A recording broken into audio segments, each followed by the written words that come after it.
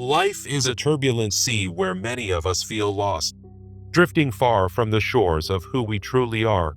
We're raised to fit molds, follow rules, and seek approval, yet within us lives a voice that whispers, "This is not all there is."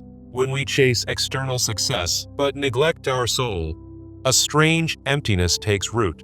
We wear smiles in public, but feel like strangers to ourselves in private. There comes a moment when routine no longer comforts us, and we begin to question everything. Who am I beneath the roles, the masks, the expectations? The world often demands conformity, but the soul cries for authenticity. When we suppress our inner truth, it doesn't vanish, it festers and returns as anxiety, anger, or numbness. Many crises of adulthood are not just circumstantial, they are spiritual awakenings in disguise.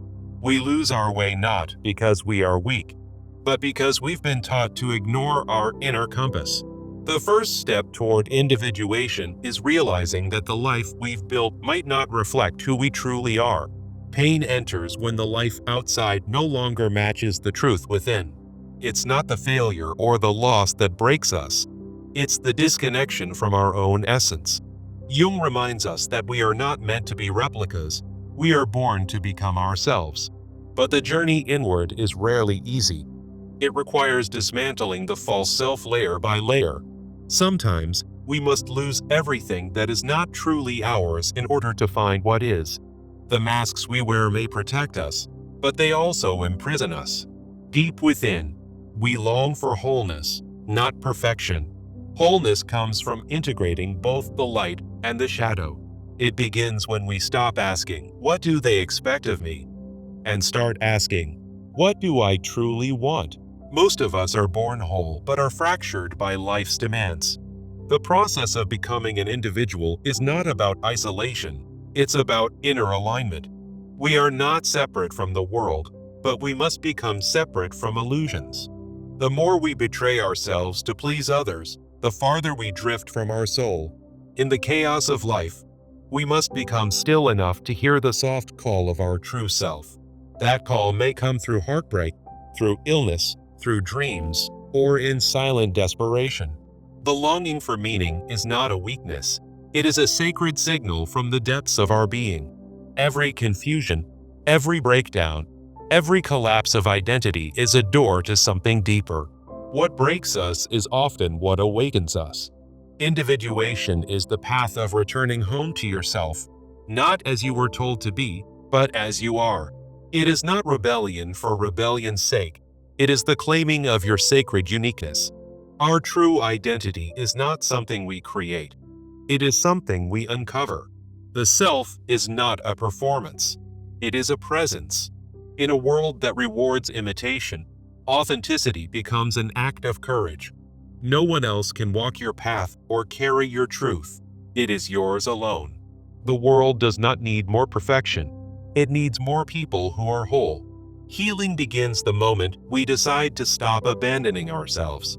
Becoming yourself means facing the parts of you you've been running from. Individuation is not about becoming better. It is about becoming real. You were not born to be normal. You were born to be whole.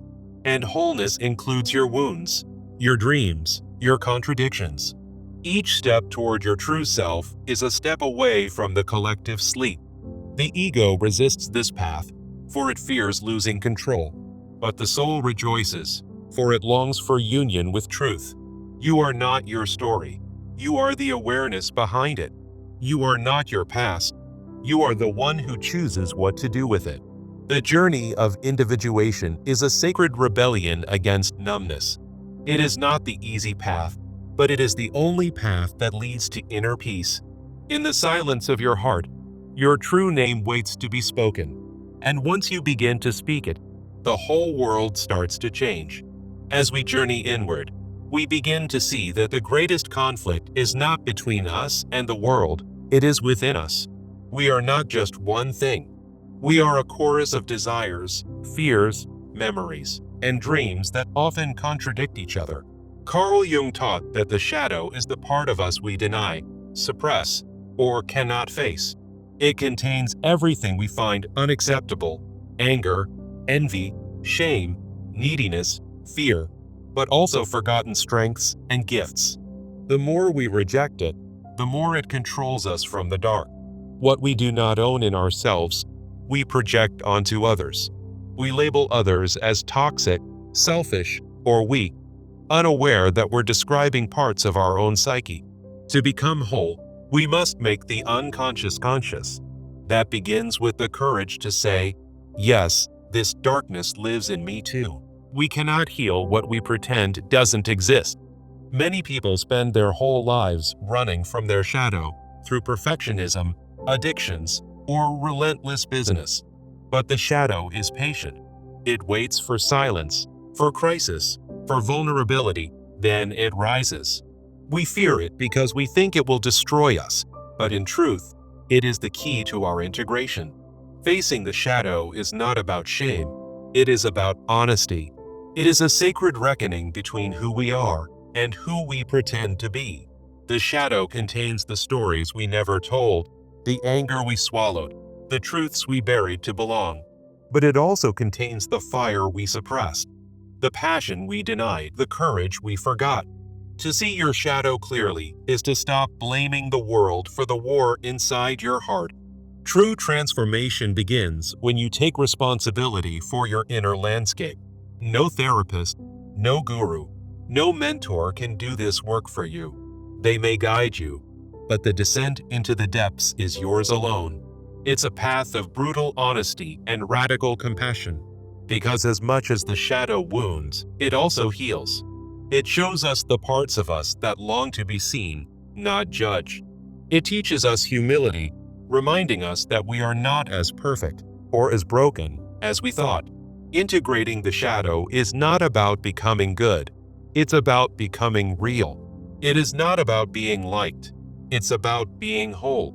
Each time you face a painful truth about yourself, you reclaim a piece of your power.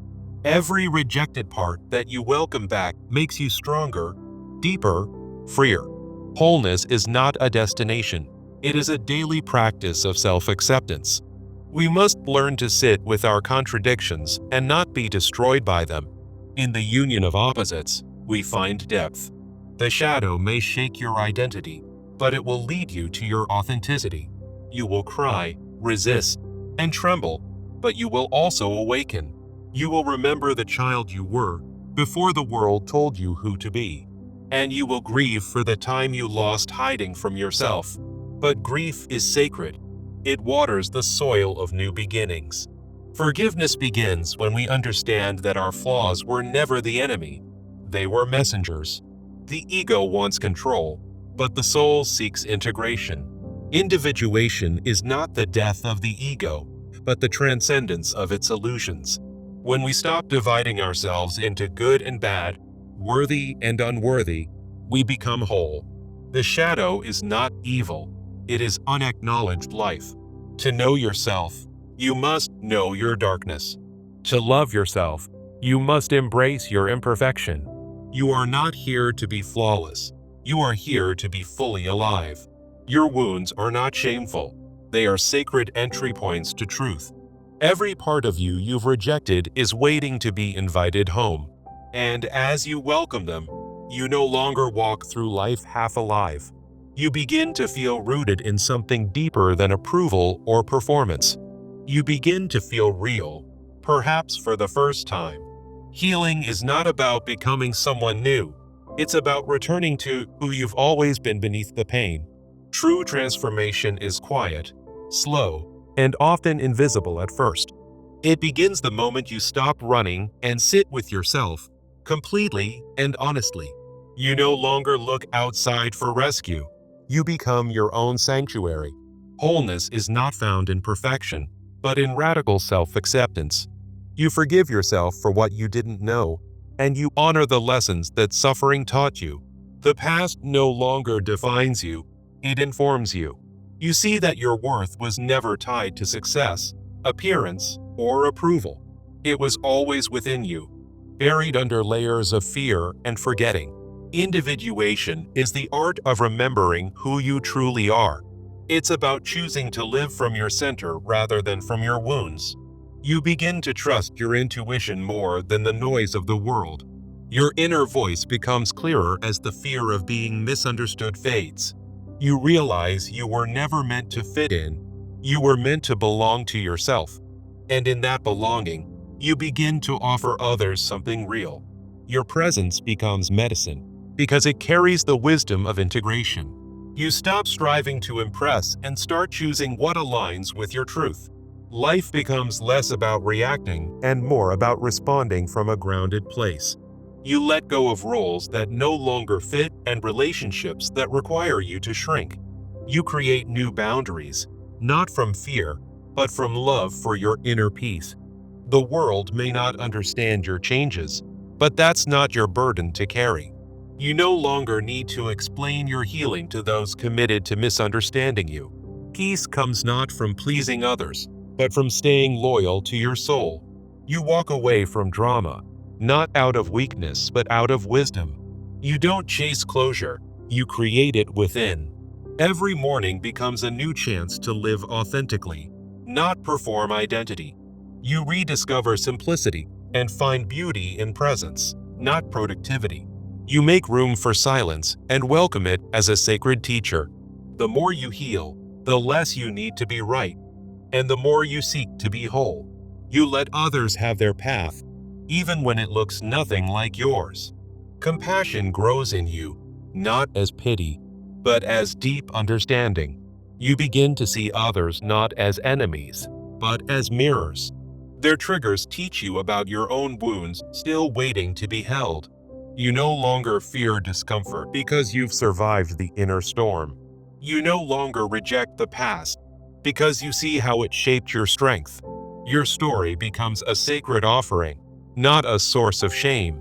You speak from scars, not from open wounds. You walk with a quiet dignity, grounded in who you've become. Freedom is no longer found in escape, but in full presence. You are no longer seduced by chaos, because peace has become your home. Every choice you make reflects your inner alignment. Your life becomes an expression of your soul, not a performance for others. You stop comparing and begin appreciating your unique path. You no longer seek to be the best.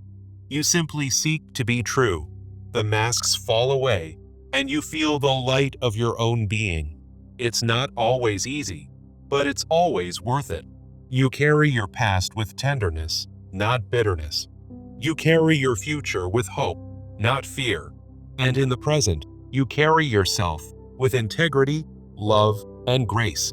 You are no longer lost. You have returned to your center. You are now living from a deeper place, where your actions reflect your essence, not your fears. You move through the world with clarity, no longer seeking validation, but offering presence. The world around you may remain chaotic, but your inner world is anchored. You've stopped pretending to be someone you're not, and that is a sacred freedom. Every day becomes a prayer of alignment.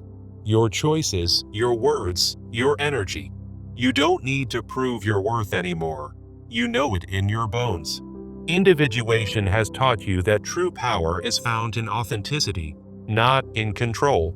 Your ego now serves your soul, rather than hijacking your life. The war within has quieted, not because it disappeared, but because you made peace with it. You've stopped abandoning yourself to be loved. You've chosen to love yourself first. In doing so, you've attracted relationships built on mutual respect, not survival patterns. You've learned to say no without guilt and yes without fear. Boundaries are no longer walls. They are gates that honor your peace. You've realized that healing doesn't make you perfect. It makes you present. You've stopped asking, "What do they think of me?" and started asking, "What do I think of myself?" Your decisions are no longer driven by fear, but by alignment with your values. You see that being misunderstood is a small price to pay for being free. Individuation has not made you invulnerable, but it has made you unshakable. The journey was never about becoming someone new, but remembering who you were before the world forgot. You carry your uniqueness as a gift, not a burden. You've accepted that your truth may disrupt, but it will also liberate. You no longer chase light. You radiate it from within. Your life no longer imitates others. It originates from your core. You are no longer swayed by trends. You are guided by timeless truth. You are living proof that deep pain can become sacred purpose. Your life is not louder, but it is richer, fuller, more whole. You are no longer a fragmented reflection. You are a unified presence. You are the culmination of every shadow faced, every wound embraced, every truth reclaimed. You understand now. Individuation is not a destination. It is a continual unfolding of your soul. And in that unfolding, you become a mirror for others to remember their own truth. Your journey inspires not by perfection, but by realness. You do not walk ahead or behind. You walk beside others in their becoming. You offer not answers, but depth, not solutions, but space. You hold sacred the mystery of your existence and honor the unknown within others. You've made peace with paradox. You are both light and shadow, both stillness and fire. You've reclaimed your voice, not to shout, but to speak with integrity. Your presence heals because it no longer demands, it simply is. You are no longer afraid of being alone because you are no longer a stranger to yourself. And in that sacred solitude, you have met something divine. You realize that becoming yourself is the holiest act of rebellion in a world built on conformity. You are not here to fit in. You are here to awaken. You are not here to chase meaning. You are here to embody it. You have not escaped your past. You have transformed it into wisdom. You have not silenced your wounds. You have given them voice, and they have sung you home. You are the flame that survived the burning. You are the seed that grew through stone. You are the truth that refused to be erased. You are the soul that chose to return to itself. You are whole, not because you are flawless, but because you are fully present. And that, in the deepest sense, is what it truly means to become your own self. After the long journey inward, you no longer need to explain your evolution. Your energy speaks louder than words. The world may never fully understand what you've been through, but that no longer diminishes your truth. You no longer seek applause, you seek alignment. You move through life with quiet strength, not needing to prove, only to be. The noise of the world no longer drowns your inner voice. It harmonizes with it. Where once there was fear, now there is faith. Not in outcomes, but in your inner path. You no longer rush healing, for you know that time is not your enemy, it is your ally. You trust that everything unfolds as it should, not as you wish. Even in moments of doubt, you return to center, not by effort, but by surrender. You've learned that the most sacred work is invisible. It is the inner shift that no one sees but changes everything. Your life is no longer about how much you accomplish, but how deeply you embody truth. The simplest acts, breathing, listening, being, become sacred rituals of presence. People feel safe around you, not because you're perfect, but because you're real. You carry no judgment, only discernment, shaped by compassion. You've stopped seeking to change the world. Instead, you've become a presence that transforms it silently.